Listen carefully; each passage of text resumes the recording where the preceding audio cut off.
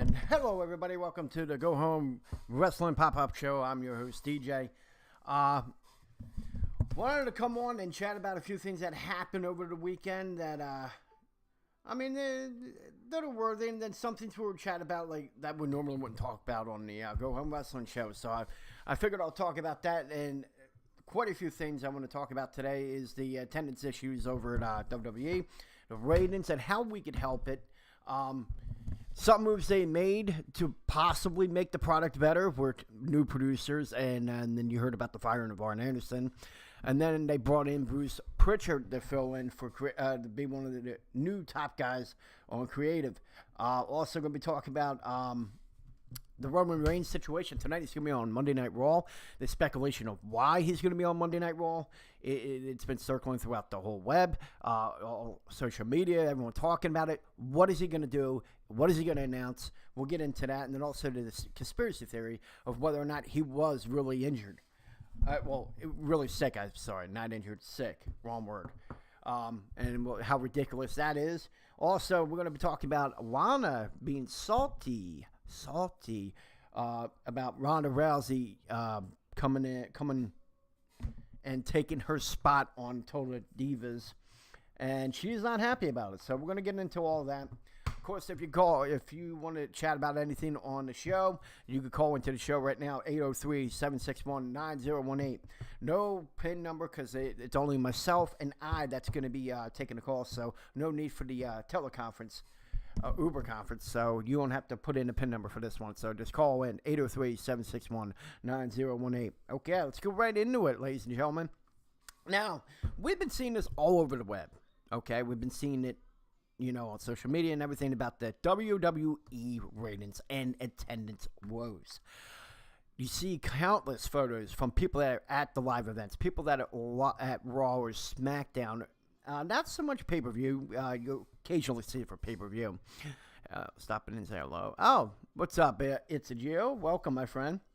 With that being said, WWE has been taking a hit attendance-wise in the last year, and you saw it with the photos. Ratings have been taking a hit.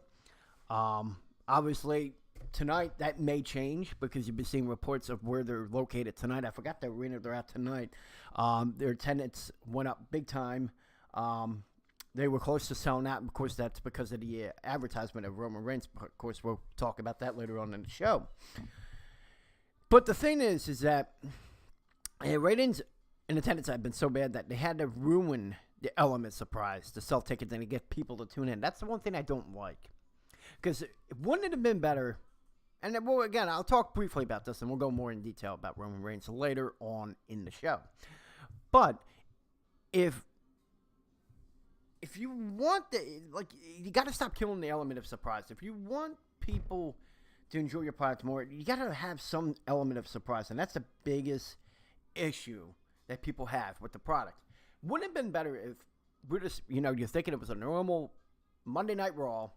They go into that, that awful fucking, just non-music intro. They just cut right to the crowd. Hello, welcome to Monday Night Raw. We're live in Atlanta at the Phillips Arena, and blah, blah, blah, blah, blah. And then Roman Reigns' music hits, and he comes down to an eruption from the crowd, because that's what would happen at this point. No boos because of, his fight of leukemia. It would be fucked up if the fans were to still boo him at that point. But nonetheless, wouldn't that have been better than to go on social media, go on YouTube or any platform to promote it? But there you got to, because attendance is down. Ratings are down. But how do you, there's more to it than just doing something like that. There's more to it than promoting other guys. You can promote wrestlers being on the show. I understand that as far as selling tickets. Now, as far as Raw and SmackDown, your TV products, wouldn't it be better if you just focus on the product, on making it better, making the format better? Because there's a lot of things I'm not a fan of. The internet did ruin that, Gio. Yes, it did. That's the thing that that's the thing I do hate about the internet. But in the age of the internet, if you are creative, If you get with the times, this is where many people say that Vince McMahon is out of touch, and he is. Vince McMahon is out of touch because if he is as creative as he always said he was, and if he has creative people around him, wouldn't you find a way to still surprise the people like they did back at WrestleMania 34? Or, I'm sorry, 33. Wouldn't it have been good to see that? Well, I mean, because you get the Hardy Boys. That's a good example. No one knew about that. People were speculating, but you know what? There was no inkling that it was actually for certain. So when they appeared at WrestleMania, it was a big pop. Why? Because it was natural, it was organic. People didn't see it coming. And if you did, okay, you're the real smart one. And then some people may say that's just the bullshit. Get him Jones. He said, even if it wasn't for the ratings, the leaks have gotten so bad that they might start doing this more often. That's the other thing. Yeah, assholes.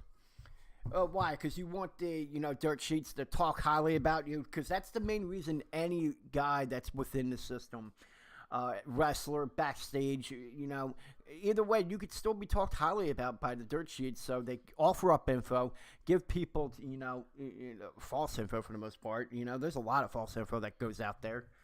Some pretty accurate. Just so they could get, their names. So, like, when they bring them up, the dirt sheets bring them up, it's in a positive manner and not a negative manner. So going back to what I was talking about, like, yes, the internet ruined the element of surprise. There are ways that you still do it. Like I said, what they did at WrestleMania was incredible. So, sorry about that. That was loud as fuck. Anyways, and then of course, I discussed that Don't You Miss the Superstars coming back out of nowhere, too, instead of announcing it ahead of time. One example, fucking Kevin Owens. If he was to come back this week to push for a title run as a face going against Daniel Bryan at this point, wouldn't it have been better if he just would have shown up and did something as opposed to be doing these awful vignettes? I think they're awful promos. Not on his part, just I guess it's when you're micromanaged and they're told you to do something like, oh, do this with the family, blah, blah, blah. No. In no way Kevin Owens should be faced. He should always be a heel. He is a great natural heel, but it is what it is. And he could flip-flop once he captures the title anyway, if he was to take the title off of Bryan. And for people that are thinking that possibly Kofi Kingston could beat him, I don't think so. Daniel Bryan has too much steam right now to put that out. Look at the Hall of Fame. They can't even keep that a secret without all these sites leaking it. Now, ESPN screwed that up. They were told to wait a certain time. And there was loss of communication. They said it was an honest mistake. I don't think it was a leak. I think it was an honest mistake because it was supposed to be let out that day, but I think it was just the wrong timing. So, yeah, I don't know what happened there.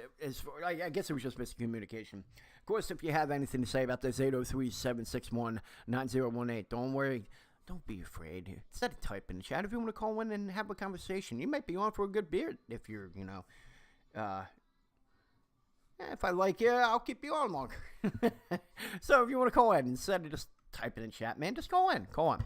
All right, so let's go into, as far as making a product better. And we're going to start off with the match aspect. And of course, you got your producers that they just hired for the company. And then, they have a lot to do with, the in-ring product. They control is the inside, the psychology and all. And I think this is good because this new group of guys, I feel, may change the in-ring product.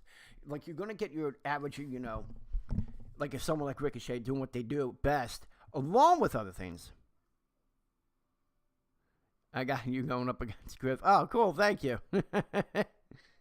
Welcome, brother. Whiskey Winger. What's up, Jeremy? So they hired new producers for the company. This is in the past, we'll say a couple weeks, if that, to a month. The new producers, Jeff Jarrett.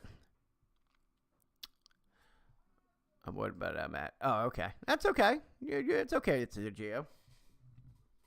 Any other time, I might do one tomorrow. I might be doing a pop-up for at least an hour. Then until I leave leave my job for another one, and we'll get into that another time. All right, so here we go. Here's the producers they have for the company. Jeff Jarrett, Shane Helms, Sanjay Dutt, which they took from Impact, Sean Tavari, Chris Parks, Abyss. which they also took from Impact Wrestling. Hopefully, these new additions can change the overall match presentation. The one thing I've always had a problem with as far as the in-ring product with the WWE and a little bit of the NXT, I will say that too, is selling the fucking moves. Sell the moves. The one thing I never understood is when someone would take a kick to the face, automatically pop up, and then boom, do his offensive maneuver. There's no selling, and that kind of part of the art has been missing for a while. Why? With these guys, I think they could bring it back. Because focus on that and the psychology. Psychology is a big aspect. And some points is missing. Especially anytime a Brock Lesnar match. But I will say, the last two, as far as Survivor Series and Royal Rumble, I'm okay with it. He actually made people believe that Daniel Bryan and Finn Balor would beat him. That was probably his best matches in a long time. So I'm not going to completely trash him. I was actually shocked with the recent matches he's had. But there is no selling. They stole that from the Indies even. It's just a move now. Exactly. Superkick was a fucking finisher from the greatest of all time, in my opinion, HBK Shawn Michaels. But yes, they took that away. A super kick, and then they pop back up and then kick again. Now, one thing that we would, and I'll relate it to when I did backyard wrestling back in the day, because everyone wanted to do the hardcore route. We dabbled in it a little bit, because we didn't go too crazy. For fuck's sake, I mean, it was really dangerous. We weren't really trained. You had other people that were doing it, but you know what people I liked about us, because. And my one friend was so good at, me and him coming up with these ideas. He was for him not to be in the wrestling business is a robbery. I mean, doing backyard wrestling at the time, he would come up with the most creative ways to get people involved, invested, and we would come up with these great storylines. So it was more than just doing hardcore wrestling. People were coming to see us, and it was word of mouth back in the day. There was no internet back in the late 90s to get people to come to your events. You had to rely on the word of mouth, and we would do that because we would bring on a decent product, or a good product, I'm sorry, a better word, a good product for them, with captivating storylines, not relying on the hardcore aspect. And it worked. It worked for us. You don't have to rely on that. You don't have to rely on moves all the time. It's storytelling. You got to tell a story in the ring. And that's been gone for quite a bit. And maybe, we'll go to Bruce Pritchard in a second. Maybe that could be something he could bring back that's been long gone. I was shocked by the Finn match, but I knew that Daniel Bryan-Brock match was going to be good. Yeah, it was obvious because, Daniel Bryan is one of the best in the business right now. Finn Balor is too, but yeah, I get what you were saying. It didn't seem like it was going to be that great of a match. Lo and behold, we were completely surprised by the result of it. And one of the matches that stole the card that night. Yeah, I was very surprised. And it kind of, in a way, changed my opinion about Brock, but there's still that stink that lingers around with Brock Lesnar with me, as far as, him as a wrestler and all. But, so I went off on this tangent because the main purpose of the main reason I was talking about this was selling the moves and better psychology. Now, if you have these guys like Jarrett, Helms, Sanjay Dutt, Sean Daivari, Chris Parks, Biss, I know they may do a good job of bringing that back, possibly. We need that back. Because when you had matches like Finn Balor, Brock Lesnar, Daniel Bryan, Brock Lesnar, and then what you saw back in Elimination Chamber just a couple weeks ago with Daniel Bryan and Kofi Kingston, it was that element of is he going to pull it off? And the way that people were coming off the seats, God, I felt like back in the day watching WrestleMania 10, Shawn Michaels, Razor Ramon, people climbing the ladder.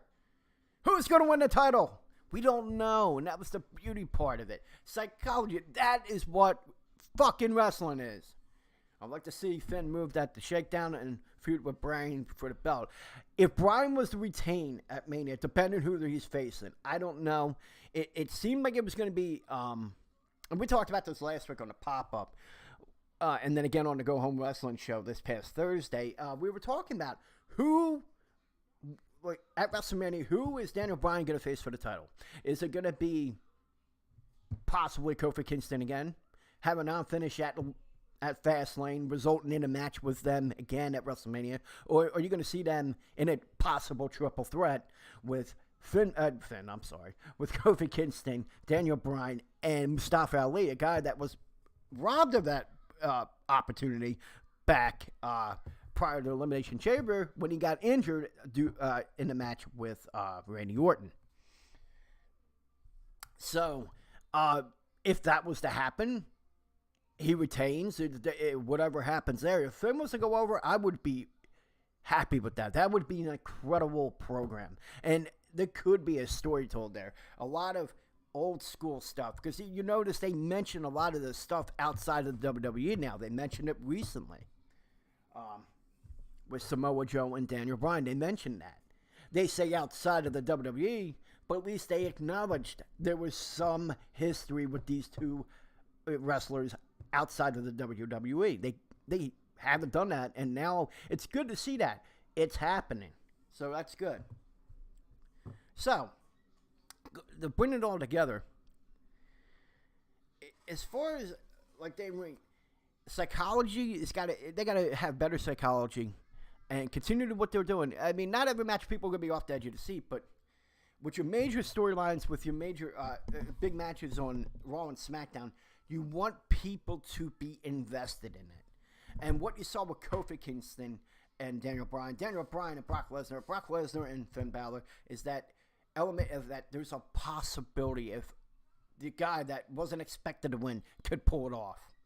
And Get 'em Jones, he says, hopefully they come up with something because they haven't built anything for Daniel Bryan at Mania yet, unless they have something planned for Fastlane. That's what I'm thinking.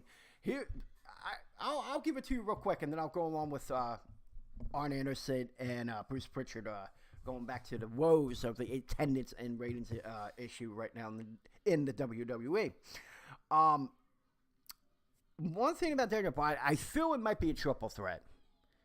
At first, I didn't think so, but I think I've been convinced otherwise since.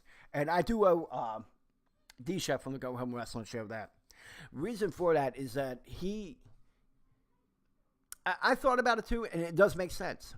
Is that the fact that Kofi Kingston took the spot of Mustafa Ali. You could build a little program with that. I was hoping they would have done a number one contender spot match at Fastlane and then possibly do a one-off match with Daniel Bryan and someone else. Fortunately, that's not going to happen. But if there was a way you could have a non-finish where you could put... I put D-Shep in this place last week. Yeah, you did get him. But if there was a way that they could have, just say, in the match with Kofi Kingston and Daniel Bryan, could you possibly have a non-finish where Ali interrupts the match, resulting, and then you have that program like a similar like WrestleMania 20 program, where you got Mustafa Ali going, hey, Kofi, you took my spot. You wondering why I disrupted the match? You know why I attacked you both at Fastlane? That should have been me. It should have been me back at Elimination Chamber. And here you are, you stole my thunder, and I had to steal your thunder. I had to take your opportunity that you had to wait for 10 long years to get. And I took it away from you. You took my opportunity away. I took yours away. Your chance of becoming a world champion in the WWE. That's a good story right there. Along with Daniel Bryan being thrown into the mix because you got that non-finish with Daniel Bryan and Kofi Kingston. And then added to the mix is Mustafa Ali, the guy that was booked to be the guy going up against Daniel Bryan. Boom. There you got it right there. It just works. I think it would be really captivating. I would enjoy that. So, with that being said, there was something else. I don't see dropping yet, but they made the custom melt. Yeah, Gio. That's why I think he'll go on to Mania. Mania is about a month and a half away. He could retain. He could drop it. I don't know. It is WWE booking. It is their logic. They would have to start something on tomorrow's show because that isn't Ali's character. Get him, Jones, when you have an opportunity. Let me put this into your head real quick. Get him. If you have the opportunity to achieve your goal, sometimes the good guys have to do what it takes to make sure that happens. And they can be blinded by trying to accomplish that goal that they will cost others because they've seen that was their opportunity. You have seen it in writing, even back in the day with WWE, where good guys would result into bad guy tactics, the heel tactics. Hulk Hogan did it back in the day. So it's not out of the realm of possibilities, okay? It could happen. So, we'll see. So, let's go back. I'm sorry, we went off on this tangent. So, let's recap real quick. We talk about the new producers. We need better psychology. People actually selling moves. That's what I was talking about. All because of the attendance woes and ratings woes, okay? And maybe we can fix it, and we'll talk, okay? Yeah, if he confronts Kofi at the show, I'll buy it. Yeah, hopefully they do. I'm hoping they do. All right, so let's go right into it, okay? Big move happened over the weekend, and it was the big news going all over social media, all over the web, all over the dirt sheets, and that was the firing of basically Arn Anderson. It was very surprising, but I thought there was a reason for it. Like, you've seen all these changes, even though you got Chris Parks, Abyss, that's kind of, up there in age. He's not that old. He's like early 40s, but you got people like Jeff Jarrett that's still kind of up there in age. But you have the younger guys that been in the business like, Daivari, Shane Helms, very accomplished in the time in WWE, WCW, and other promotions. You would think that, I thought they were going to, it was a mutual, firing, okay, we're going to depart ways with Arn Anderson. They go with a new direction, someone younger, maybe someone that's more in tune with now. And he's only a producer and road agent, but still, I mean, given by the product, I mean, it's not good as far as the matches, like the in-ring psychology and all. And the one thing I was shocked about, is that you heard of the rumors that that Arn Anderson and Vince McMahon had a little spattering and resulting in his departure of the company. I can believe that because he could be a little, uptight about things. He could definitely, look what happened to Titus O'Neil. He just held him for 1 second, say, let the woman through. Vince got pissed off, pushed him away, realized where he was, because you see, oh, fuck, I'm on the stage here in front of the crowd. Going back, next thing you know, the guy's suspended. So he could be, easily butthurt. So if someone that's not a yes man that tells him no, look what happens. But that's all speculation. It could just be a mutual departure. It could be that, hey, we are going to go a different direction. We appreciate what you've done for us in the last 18 years, because that's how long it's been there. He's been with the company since they purchased WCW back in 2001. He's been an active road agent / producer for the company until this past weekend when they let him go. That is the rumor. I guess we'll find out later on down the road. I guess as of right now, Arn can't say anything about that.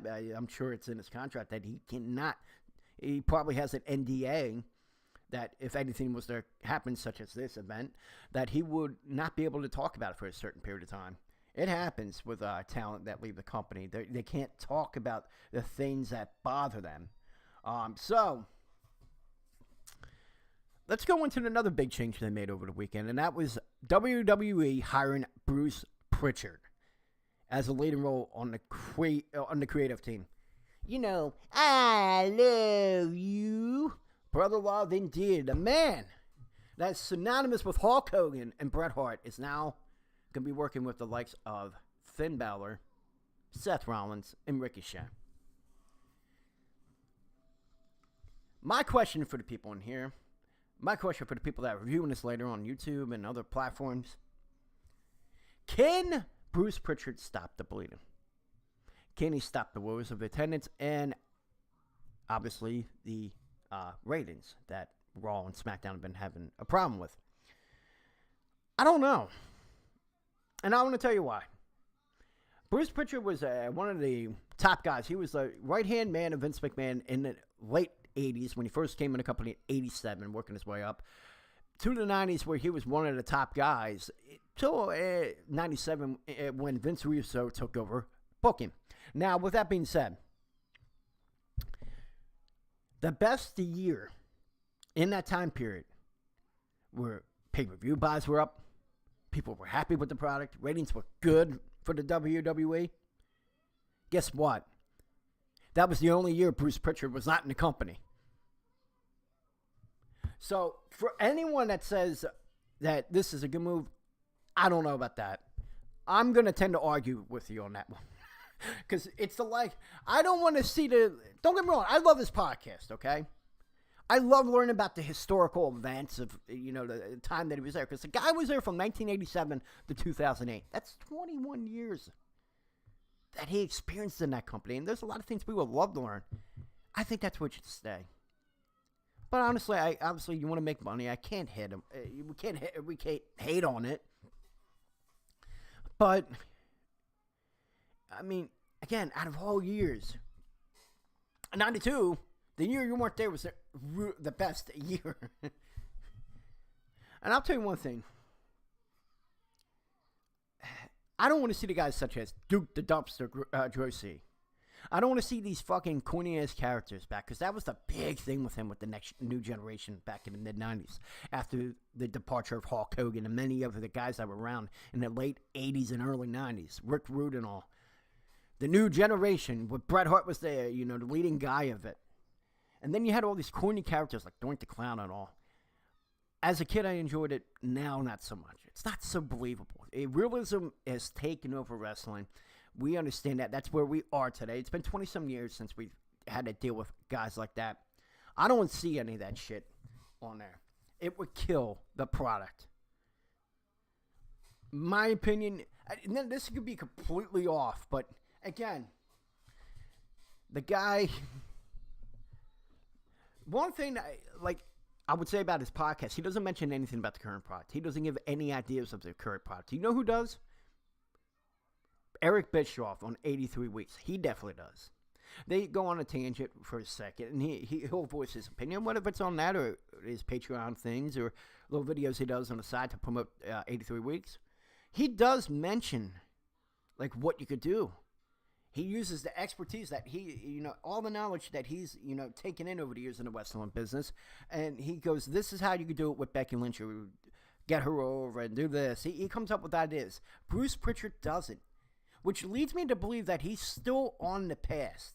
Okay? I'm going to give him benefit of a doubt. Give him a period of time to see what the guy can do. But if you see the same old horse shit that he saw back in 2003, 2004 with Eugene, I see that. Yeah, Jesse and Festus. Yeah. See, get them, Jones. Just get what I'm saying. Or Duke the Dumpster Droese. Or fucking Dork the Clown. I don't want to see that shit in wrestling. And neither does anybody that's a fan of the WWE right now. No one wants to see that. It's a Geo. Same for JR, who got fired for Flair's drunken outburst in the game thing.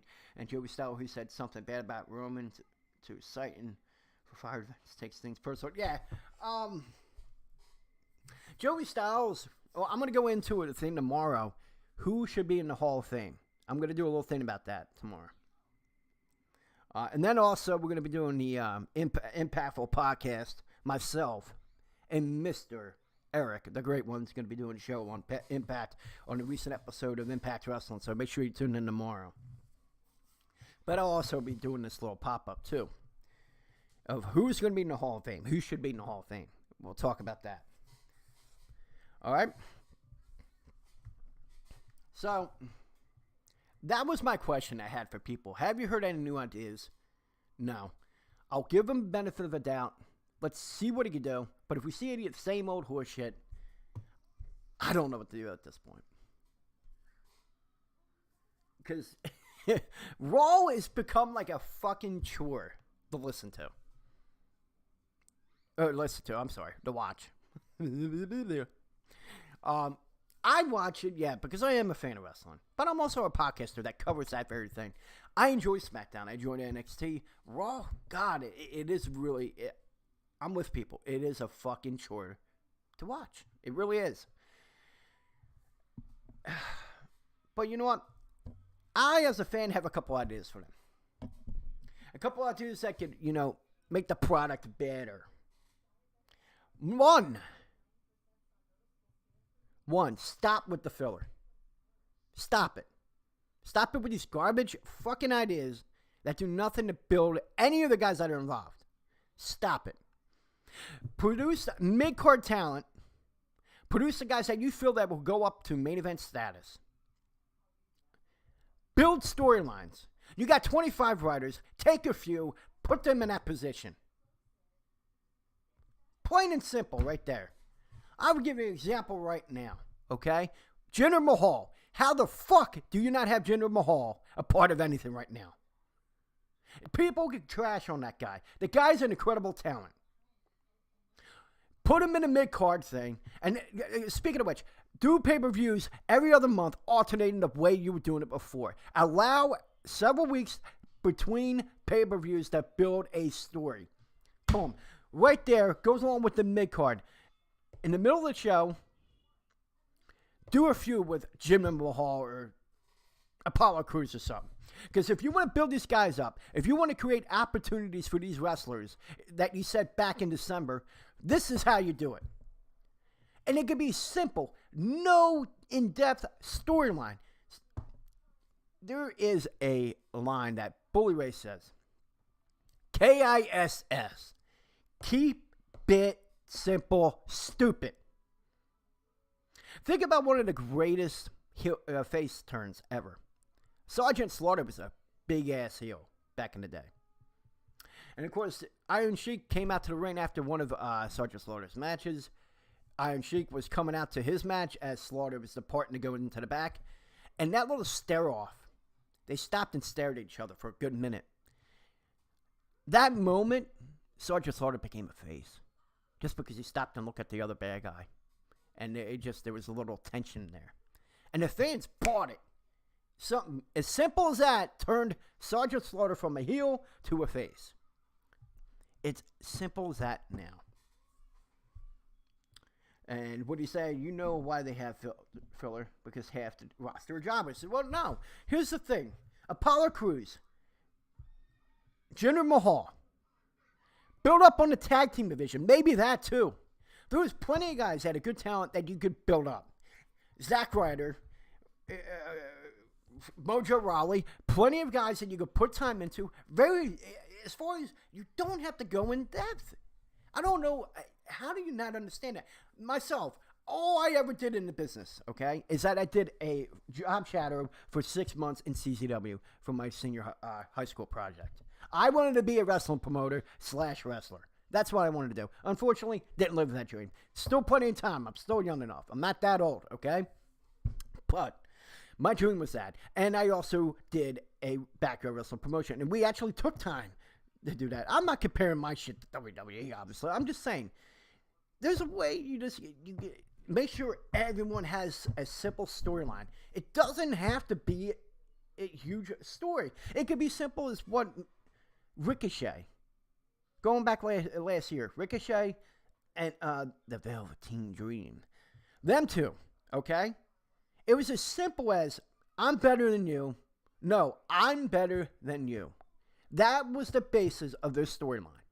And they knocked it out of the park to the build-up, all the way up to the match. Incredible match. It is simple as that. I don't get why it's so hard today. Team Apollo with Shelton. Yeah, that would be a good tag team. Honestly, I wouldn't mind Shelton going back with Gable. But Gable is with Bobby Roode. Roode and Gable are together, so I like them as a tag team, but I don't know. Zach and Kurt should have beaten Lucha House Party. There's one, talk about jobbers. There's your jobbers right there. Lucha House Party is dog shit, in my opinion.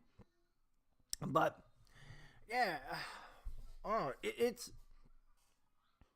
insufferable.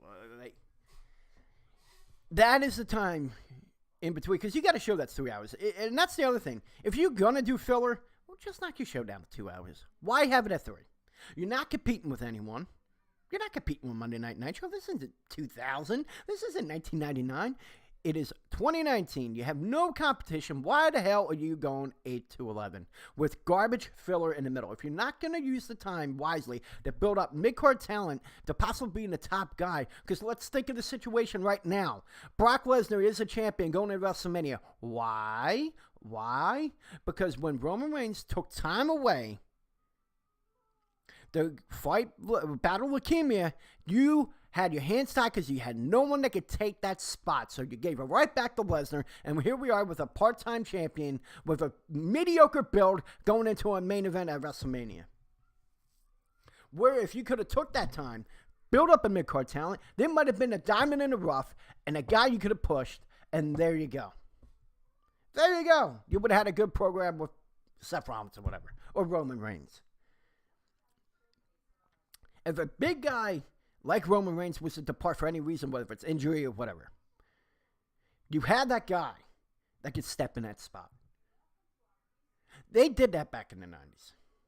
I don't get why they don't do it now. I can understand maybe business is good, and you think, oh, because business is good, I won't have to change it. Well, dumbass, you're making these changes for a reason, Vince. And I'm going to call him a dumbass. How do you not see it? How do you fans see it, but you don't? Or you choose to ignore it, thinking if you just ignore it, it'll go away. It's not going to go away, Vince. I'm glad you made these changes as far as bringing in younger producers to help maybe bring in the psychology back and the selling portion back into matches. But also, maybe you could have went with someone younger for creative. Just saying. I know they hired a writer as well, but the big one was Bruce Pritchard. And I'm not a big fan of that. I think Bruce Pritchard's going to take us back a little bit. And not only that, the number one thing about Bruce Pritchard, he is a fucking yes man. He was a yes man back in the day. He has a reputation for being that yes man. That's how I feel about that. All right. So, stop the filler.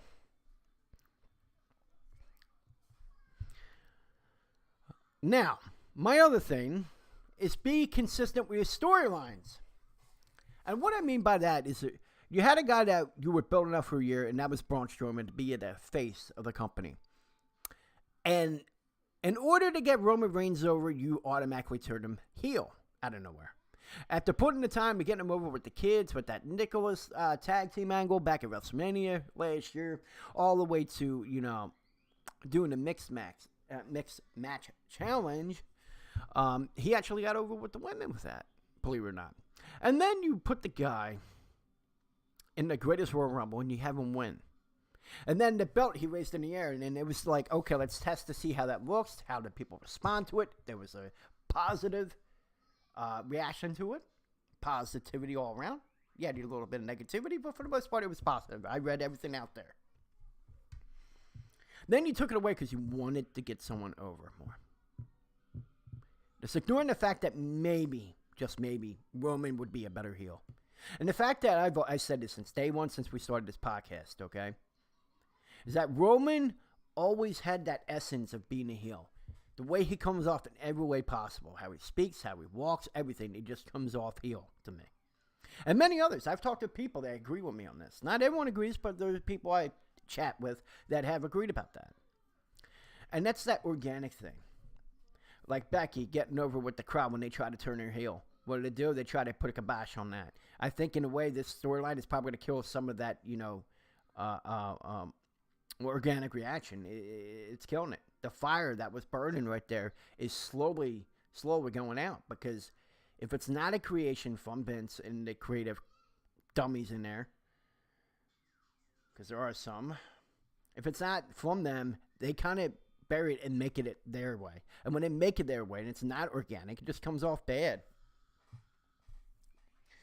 All the people who does great backstage segments are on SmackDown. There isn't any on Raw worth watching in a backstage segment. They need to stop. They need to drop Raw to 2 hours. Yeah, and like I said, well, they obviously have more talent on theirs because it's a 3-hour show. They have more people. Now, if they weren't, like I said, yeah, I agree with you. If they weren't going to do what they do with like the mid-card talent and produce like small matches, storylines, maybe to start off the show, give these people opportunities. They talk about that. This is how you do it. This is how you do it. Okay? That's how you do it. No filler. But going back to the storylines. So you build up Braun Strowman, you made him turn heel, and then automatically back to face. It's that inconsistency is what takes people out. I know you got to call audibles at times because things may not work, but everything was working for Braun Strowman. And what you do in order to get the bigger guy over, you killed the next guy in line. You killed him. You killed the guy that should have been the next man in line, that you possibly could have beat Brock Lesnar for the title. No one's going to respond to Strowman the way they did a year ago. Braun is not as over as he was. Why? Inconsistent storyline writing.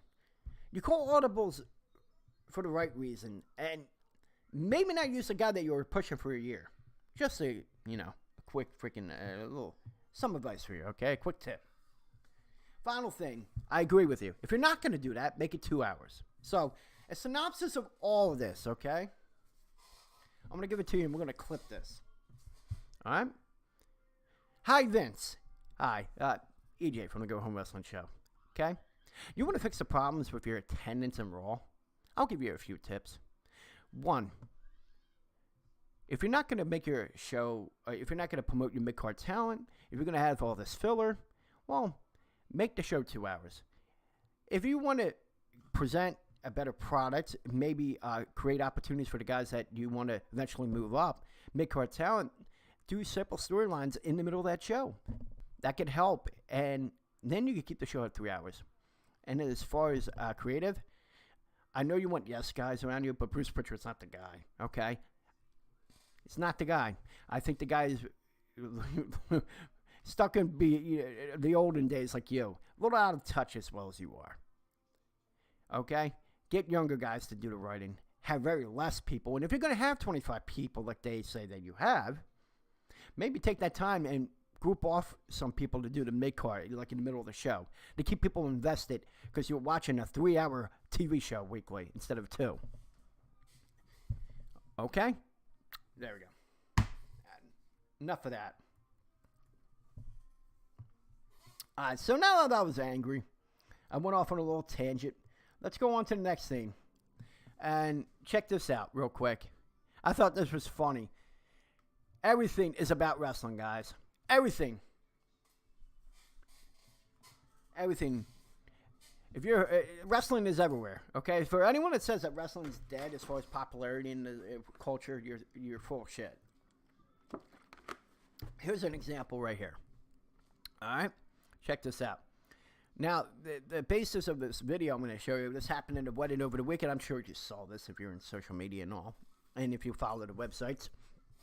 And next of the bride gave a speech and tried to lure away the bride, but the groom had other plans for the ex. Check this video out. I thought it was funny, and I'll share it with you guys if you haven't seen it at all.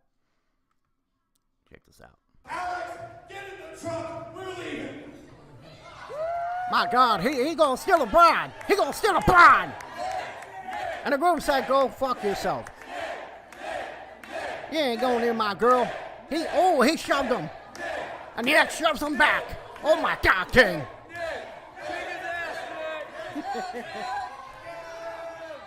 Oh, he's not happy about it.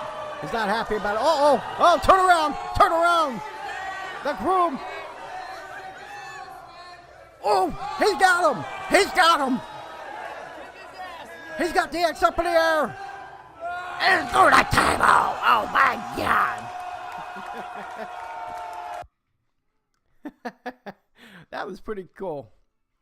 It's things like that. It's like, God, it's good to see that wrestling's still popular in culture, man. Who would have thought to do that? Oh. So, yeah, that was a little palate cleanser, The calm down from, The pink looked like Seth Rollins and Trevor Lee's son. That's pretty good. He actually looked like a wrestler. For a second, I thought it was like maybe a couple indie guys, but the way the groom came off a little corny, hey, I'm gonna do the choke slam.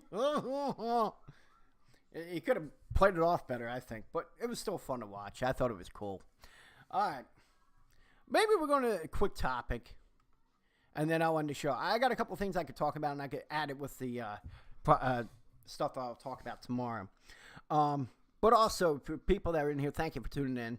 Also, we are going to do the Impactful podcast tomorrow, so make sure you check that out.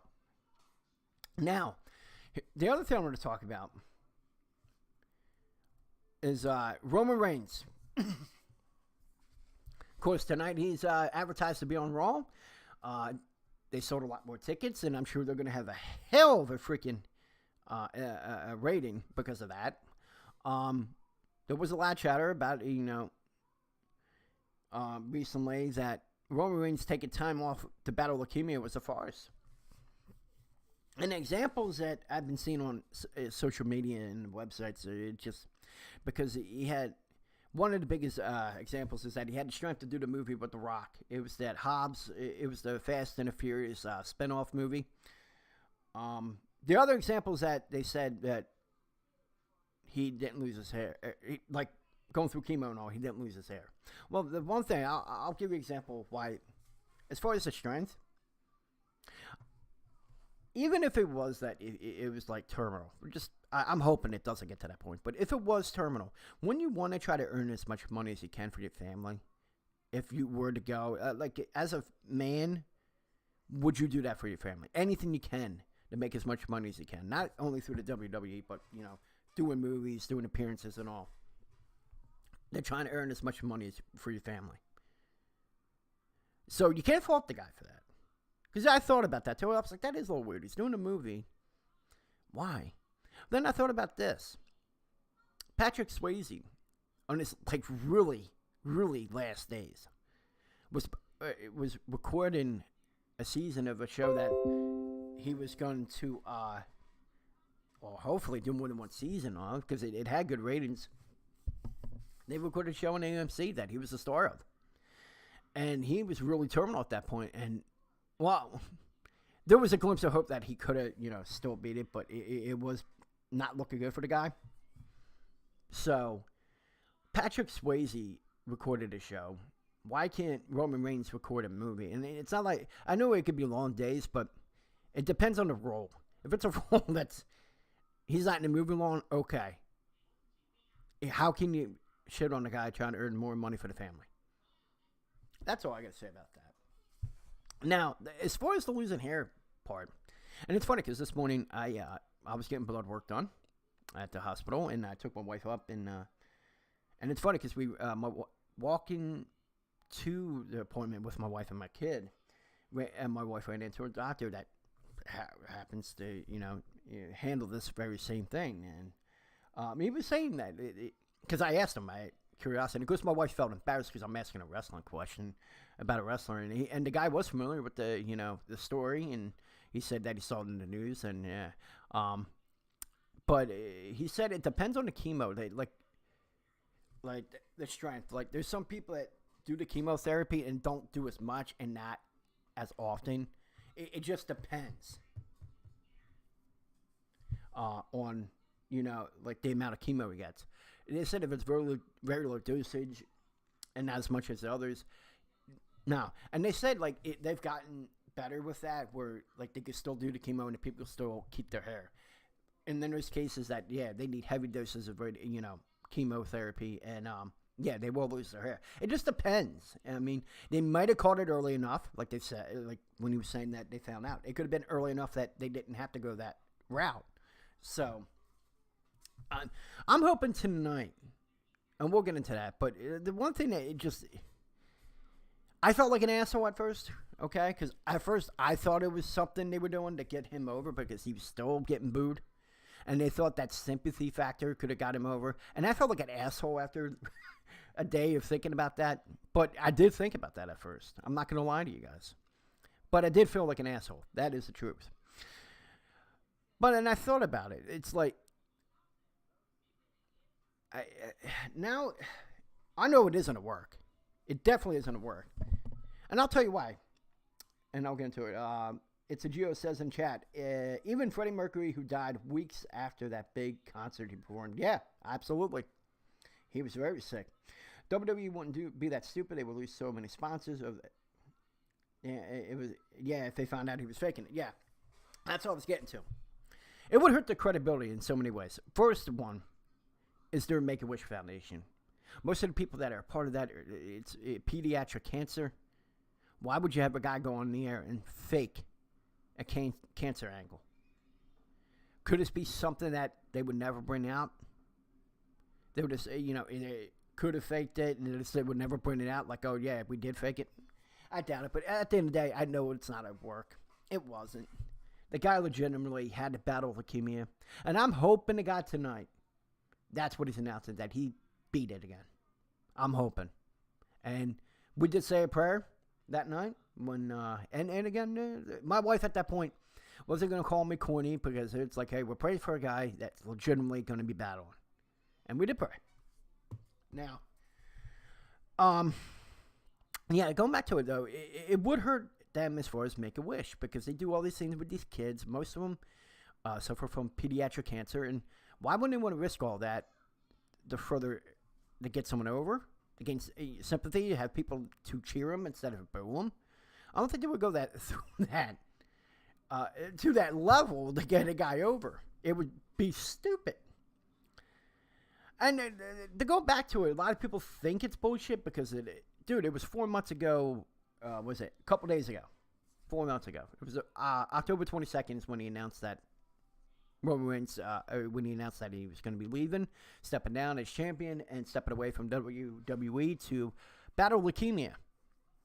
And then 4 months later, he might be back. He might be cleared. We don't know. We got to sit there and wait. So, the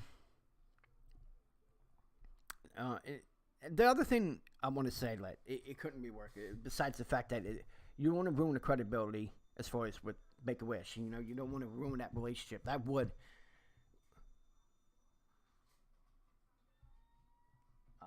I'm sorry, I heard something. I'm trying to see where that came from. It was in there. I'm sorry.